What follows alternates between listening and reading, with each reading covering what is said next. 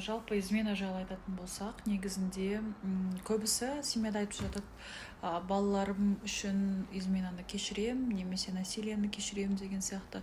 Енді мен айтқым келмейді, то, что вот так делайте, как я деген сияқты. Но личное мое мнение, я бы измену не простила. Потому что даже самая ужасная измена — это моральная измена.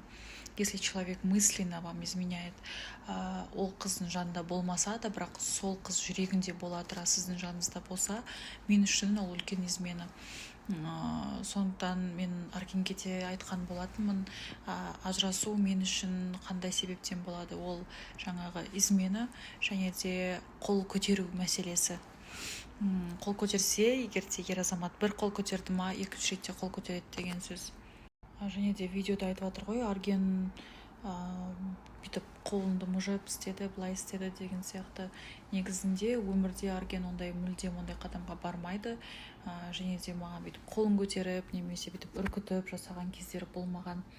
Және де егер мен Дидардың ситуациясында болды емес па қол көтеру мәселесі, сол кезде көбісі айтып жатады, неге Арген қолдамады деген кезде, неге там көмектеспеді деп.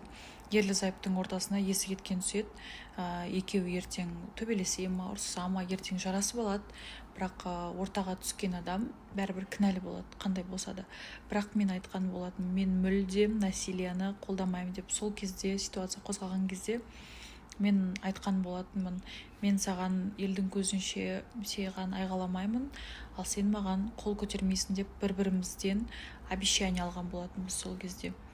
Және де қалай айтсам болады, әйел азаматтарға да айтарым, отау құрған азаматтарға да айтарым, қыздарға әсіресе ер азаматтарыңызды таңдау кезде енді көресің ғой, примерно ұра ма, мынау ұрмай ма деп, қолын көтере ма, дауысын зіркіп сөйлей ма деген сияқты.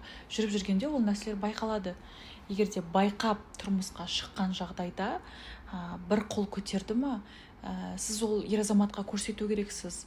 Екінші рет бұл нәрсені мен кешірмеймін, қайталанбасын деген сияқты көрсету керек.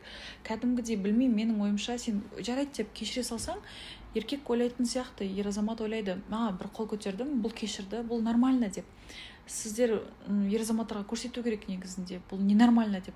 Және де еще мынандай тарап бар да, почему мужскую вот это насилие қарайды, ал әйел азаматтар тоже ұрады ғой, тоже насилияға прибегают. Мысалға мен осындай ситуацияның куәгері болған болатынмын. Әйелі өзінің еркегін ұрып тастаған кез. Бірақ еркектерде намыс бар ғой. Намыс болғаннан кейін ол айтпайды ғой, мен әйелім ұрып тастады деп. Кім айтады? Сондықтан үндемейді. Одан кейін екі жақта төбелес пайда болғанда еркек енді бір шапалақ берген кезде ол шапалақ көрінеді әрине. Бірақ әйелдің ұрып соққаны, жаңағы еркегінің фингал қылдырып, ол көрінбей қалады. Это бізде не обсуждается.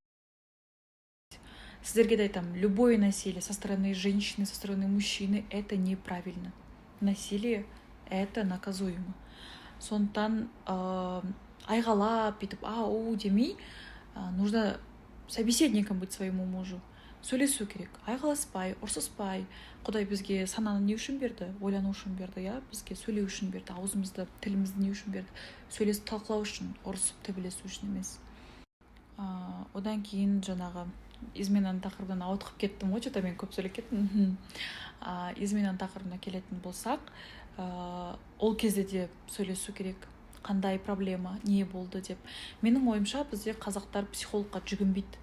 Менің ойымша наоборот психологқа жүгіну керек, екеуі бірге бару керек. Мүмкін әйелінен көре алмаған жылулықты анадан көрдім деген сылтаулар болады, мүмкін. Сол кезде егер де ер азаматта логичный ответ болмаса, типа ой сен анау, сен что-то өзіне қарамай кеттің, мен сені там изменил десе, ол адам түбегейлі өзгермейді. Бірақ мен ажырассын деп айтпаймын, талқылау керек ол нәрсені. Бірақ мен өзім лично изменаны кешірмейтін едім, қандай болсын. Және де бір тақырыпты қозғағым келіп тұр. Это, скорее всего, это моя личная обида, наверное. Это не обида, скорее всего. Ну, почему так деген сұрақ қой. Біреулер подкасттарында айтыпты, бір адамдар үшін сен өзгеріпсің, бір адамдар сені өзгертті, клубқа барды, аузыңа ішімдік құйды деген сияқты нәрселер айтылған болатын. кәмелет жасқа толған ер азамат, сана сезімі дамыған, өзі үшін жауап бере алатын, аяқ қолы бар адамды бір кісілер клубқа апарып аузына арақ құяды екен. Енді білмеймін, бұл қаншалықты орынды. Сол үйдің тамағын іше тұра, сол үйде қона тұра, көмек керек болған кезде қол ұшын берген адамға бірде-бір ауыз сөз рахметін айтпай, өйстіп даттау, менің ойымша мүлдем дұрыс емес. Сондықтан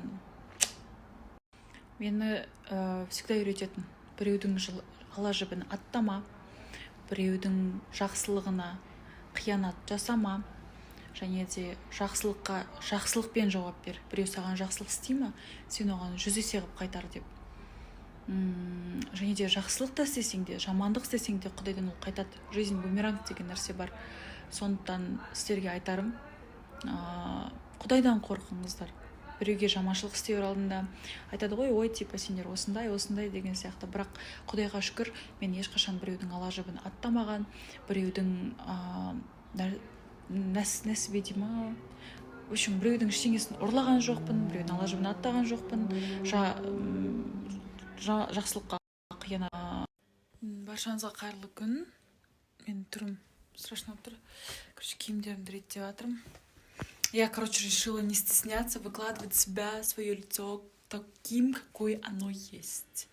Именно екеуміз апаның үйіне шықтық. В общем, списокты жөндейтін боламыз, себебі списокта өте көп адам болып кетті. Соның бәрін списокты жөндейтін боламыз. Тойға нақты қай адамдарды шақырамыз, және де именно қанша адам санын, одан кейін уже ертеңнен бастап полностью оформление, тамақ жағын ақылдасатын боламыз. Оны не қадамға кейсің ғой? Алтынды ма? Бәрі, общий. Енді мамалар список жасап жатыр. Тойға список жасап жатыр. Одан кейін ақылдасып жатыр калькуляцияны. Баршаңызға қайырлы кеш. Біз сестрамыздың үйіне шықтық. Қазір үйге бірдеңке алайын деп, сестрам үйіне барып, бонбоньер, сондай нәрселерді ақылдасу керек. И өзіме проводной наушник алып алдым, так как өзімнің AirPods'ымды границада жоғалтып алдым, құлатып алдым. Очень жалко.